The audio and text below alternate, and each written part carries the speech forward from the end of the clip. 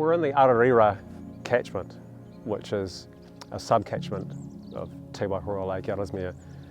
And this whole area, probably stretching back for maybe 30 kilometres back from where we are right now, going back even as recently as less than 200 years, maybe 170 years when Europeans first arrived here, was this massive wetland. That really came from the base of the hills behind us, from the Banks Peninsula behind us, and spread out across the plains all the way to the lake.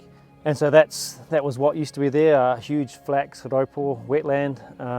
And the springs that we find in the waterways today and the drains that we have running through, the waterways we have running through the plains today, are really remnants of that old wetland.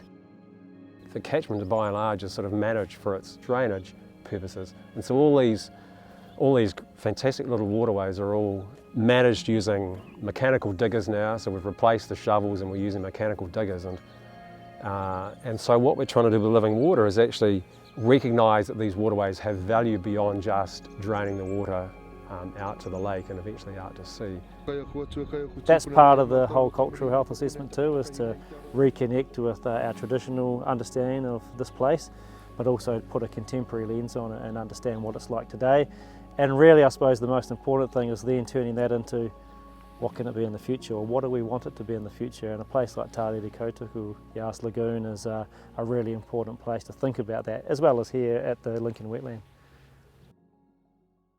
Right from the outset in Living Water, in all 5 catchments, we really wanted to involve tangata whenua to help them realise their aspirations, seek their advice and guidance in terms of what we can do. And so this catchment's no exception, and we've been working with Te Mutu Runanga for a number of years now on various projects. We meet regularly. We've been spending the last couple of days out in the Ararira catchment with members of Ngāi Te Rua Hikiiki, the hapu here around Te Waihora. And we've been doing a cultural health assessment, something that we've talked about for a long time through the Living Water project with the Runanga. Getting out, basically tracing the river from its very source at the top, just above Lincoln here, all the way down through the plains, the lowland plains, and into Te Waihora. And that's been an awesome journey of seeing the changes from the river. We started right at the top, where we've got an area of old riverbed, effectively, where there used to be an old spring here, and then just seeing the water come through the ground in the first spring, and then tracing it all the way down. And part of the assessment process we use has been developed. There's 2 things we've been doing: the Cultural Health Index, which is a cultural assessment for streams and waterways, and then the Takiwā assessment, which is sort of a more general cultural health monitoring tool. And we just answer a series of questions that prompt us to give a response, basically on a sliding scale of 1 to 5, whether we feel it's a positive or a negative, really. And that results, after you do that, everyone's scores gets added together, and that comes out with a general score for the site. Accompanying that, we've also been looking at some fish surveys as well. We had our ecologists out helping us do it. We did a bit of electric fishing, as well as some net setting, and seeing what's in there and just seeing what life's around, because that's probably the most important thing for us, is there life in these streams, how healthy is it for them, and would we want to interact with that in another way, so through food gathering, etc. So that's part of the questionnaires as well. So one of the things we've discovered through our monitoring in this catchment is, although the water looks reasonably clear, especially in these low flow situations, it does have in some places quite high nutrient levels, high nitrates, phosphorus, particularly sediment.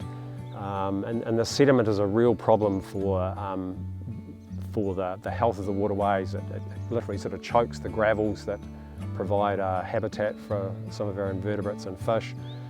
And of course it gets into the lake as well. The lake is in a poor state of health despite its abundant wildlife and fish. So the health of these catchments has a bearing on the health of the lake. The more we can do to improve the health of these waterways by reducing sediment inputs, by trying to minimise the inputs from farming activities, from urban activities, the better the state of the health of the waterways and hence the lake. I think from the last couple of days and what we've seen, I was sort of saying it before to our group when we wrapped up, that you know, there's a lot of good things we've seen happen, a lot of great restoration work, and that's the real positive, like at Powers Road Drain where we were. to see the work that's gone on with the landowners around there, the replanting of native riparian planting. As soon as we see that, I think I see all my relations and I see how they light up when they see that vegetation, even just a small thing like that being put back in the landscape. Obviously seeing the water clean and know that the sediments either being dropped out or dealt with is good. But again, there's still a lot of issues in the catchment. There's a lot of drainage networks, a lot of sediment still coming into our waterways, and that's something that we just have to keep working on. The idea of all those little interventions, I think, added up is going to be the real solution going forward. So, you know, there's things like sediment bunds, there's treatment wetlands, there's bioreactors, there's obviously the carrying on with riparian planting, sediment traps, all of those things. I'd love to see that being continued more on farm, and working with farmers to make sure they get put in place, but also with council, with Selwyn District Council as well as Environment Canterbury. At the end of the day, what we really want is our waterways to be healthier, not only for us, but our children after us, but also just the species that make it their home. And of course, at the end of the system is an important lake. So Te Waihora, that's the ultimate goal, to see that being rehabilitated over time. So that's really the vision, and everything that we can do is why I'm here and why our people want to be part of it.